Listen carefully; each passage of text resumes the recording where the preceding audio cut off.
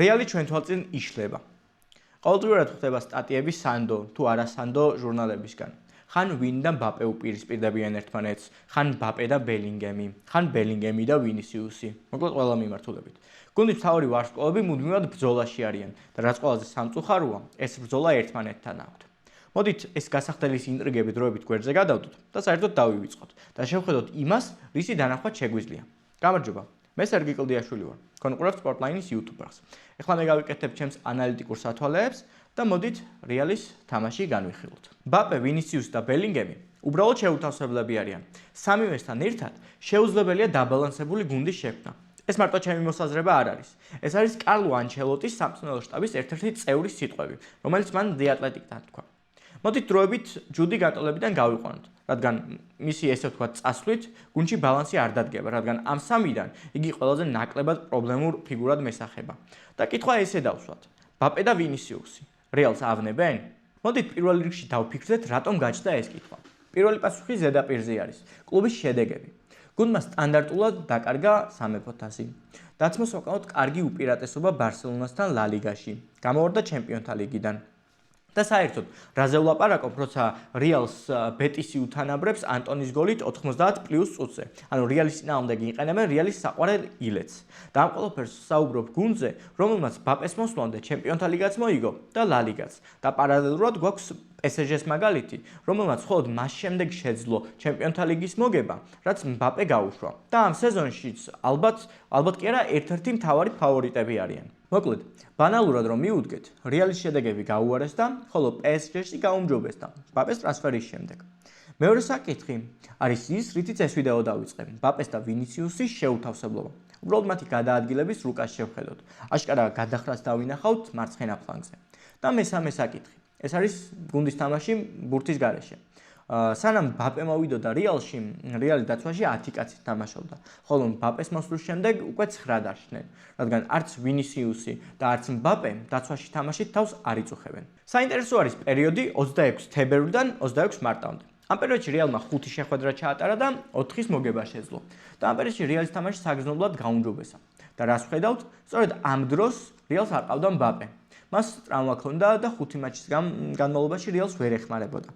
კარგი, მარტო მბაპეს კრიტიკა რო არ გამომივიდეს, მოდი ვისაუბროთ იმ ძირითად საკითხებზე, სადაც მბაპეს და ვინისიუსს პრობლემები აქვთ. და პირველ რიგში ეს არის პოზიციური შეტევა. ალბათ არაერთხელ გინახავთ ეპიზოდი, როდესაც მბაპე და ვინისიუსი მარცხენა ფლანგზე ერთად დგანან, როგორც ამ შემთხვევაშია.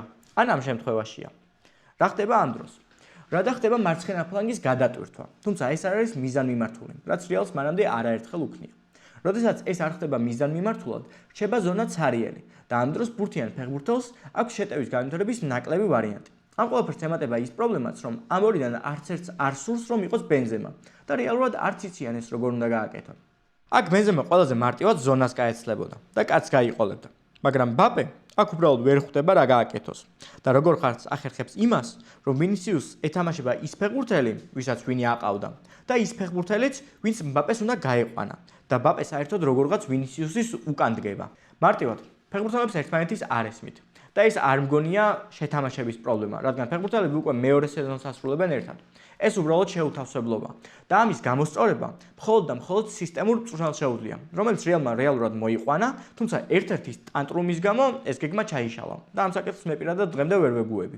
იმის გამო, რომ ეს ორი თითქმის ერთნაირად გადაადგილებიან ბურთის გარეშე, გუნდს არამატო შეტევის განვითარების ფაზაში უჩნდება პრობლემები, არამედ დამაგვირგვინებელ ეტაპსაც. ანუ კლუბს პრაქტიკულად არ ყავს ფინიშერი. ნაცვლად იმისა, რომ რომელიმე შევიდეს ამ ზონაში, ორივე უკან არის ამოწეული უკანა პასის მისაღებად. რეალი კომბინაციის შედეგად საჯარიმოში შევიდა, მაგრამ გამჭოლი გადაცემის მისაღებად საჯარიმოში არავინ არ არის. კარგი, ეს იყო პოზიციური თამაშის დროს. მოდი ვნახოთ რა ხდება კონტრშეტევების დროს, სადაც თითქოს ორივეს უზარმაზარი უპირატესობა უნდა ქონდეს, მაგრამ ვუყურებთ თამაშს და თითქმის იგივეს ვხედავთ.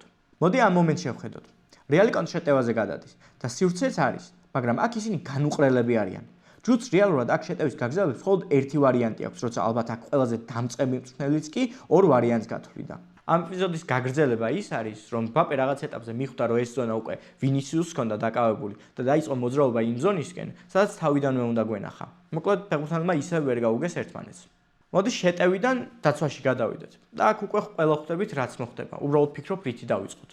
მარტივად რო ვთქვათ, ამ ორი ფეხბურთელის გამო რეალს უწევს 2 4-კაციანი ბლოკით თავის დაცვა. ამ სურათს ეს კარგად ჩანს. რეალის ფეხბურთელები იდეალურად ჩაჯდნენ 2 ხაზად დაცვაში, მაგრამ მბაპე და ვინისიუსი არ არიან და წყვეტა შეტევას და ნახევარდაცვას შორის უზარმაზარია. ამის გამო ოპონენტს თავის შეტევა ნებისმიერი მიმართულებით შეუძლია განავითაროს. ნუ რა გაეწყობა? ეს არის რეალის დაცვის ტაქტიკა ამ სეზონში. შეიძლება ვიფიქროთ, რომ ეს მიზანმიმართულად ხდება ასე და ეს მწვრთნელის დირექტივებია, მაგრამ არაერთხელ გვინახავს მომენტი, როდესაც ამ ორ ფეხბურთელს გუნდელები ეჭვებიან, რადგან დაცვაში არ ეხმარებიან. და რა ხდება, როდესაც ან მბაპე, ან ვინისიუსი დაცვაში თამაშს კადრულობენ? აქაც იკვეთება იგივე მომენტი. ფეხბურთელები ერთმანეთს ვერ უგებენ. რეალურად შემჩნეული მაქვს, რომ ეპიზოდებში მბაპე საკმაოდ კარგად აპრესინგებს ოპონენტს. ეს ხდება მოულოდნელობის და მბაპეს არარეალური სიჩქარის ხარჯზე. თუმცა ეს არის ფეთქებადი ეპიზოდები და თუ ოპონენტმა შეძლო პრესინგის ეპიზოდის დაძლევა და ბურთი იმ ზონაში გადაიტანა, საიდანაც მბაპემ პრესინგი დაიწყო, ამ შემთხვევაში მბაპე უბრალოდ მაყურებელი ხდება, რადგან მას მსგავსი აჩქარების მეორედ გაკეთება ფიზიკურად აღარ შეუძლია. ვინი კი პირიქით, მას საკმაოდ აქტიურად და დიდი ხნის განმავლობაში შეუძლია დაპრესინგება. თუმცა ალბათ გაგიჩნდებათ კითხვა, რაშია პრობლემა? რაში და ის ამას უბრალოდ ცუდად აკეთებს. მაგალითად, მან შეიძლება პრესინგი მაშინ დაიწყოს, როცა გუნდი ამისთვის საერთოდ არ არის მზად. როგორც ამ შემთხვევაში.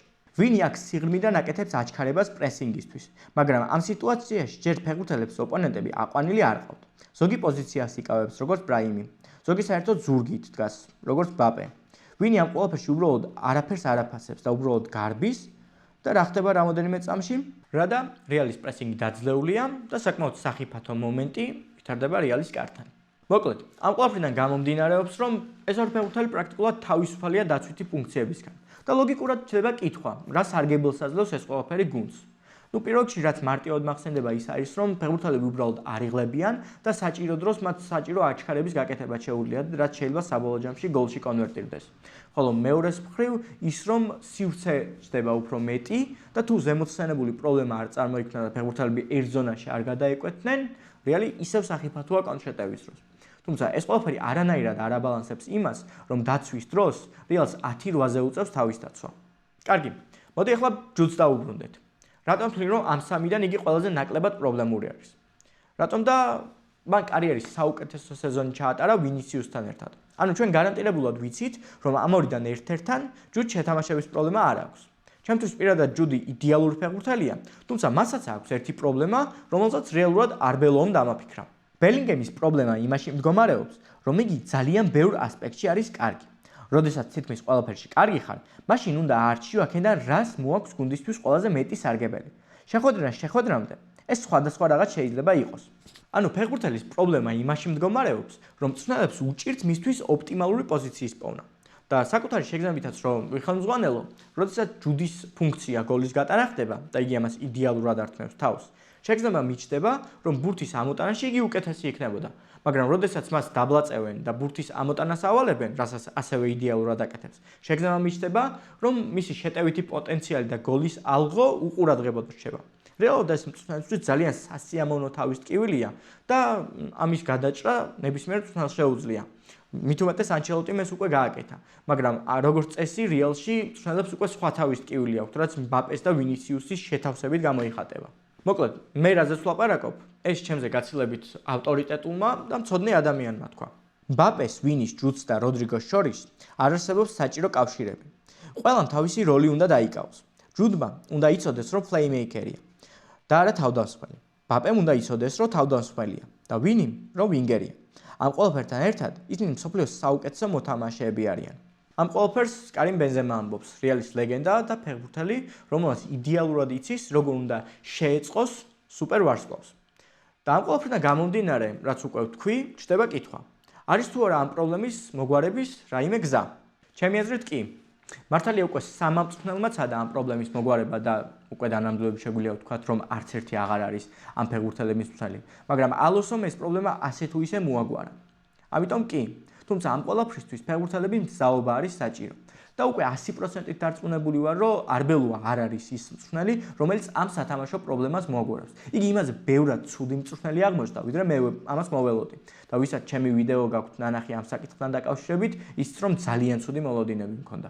მოკლედ, საინტერესო რა იქნება შემდეგ სეზონში. ეს სეზონი რეალისტის უკვე დამთავრდა. წინ მხოლოდ კლასიკოა, სადაც რაიმე შედეგი გვაინტერესებს. დღეისათვის სულ ეს იყო. თუ ვიდეო მოგეწონათ, დალაიქეთ და არხის გამოწერაც არ დაგავიწყდეთ. ასევე თქვენი აზრი გამიზიარეთ კომენტარებში. მადლობა და შეხვედრამდე.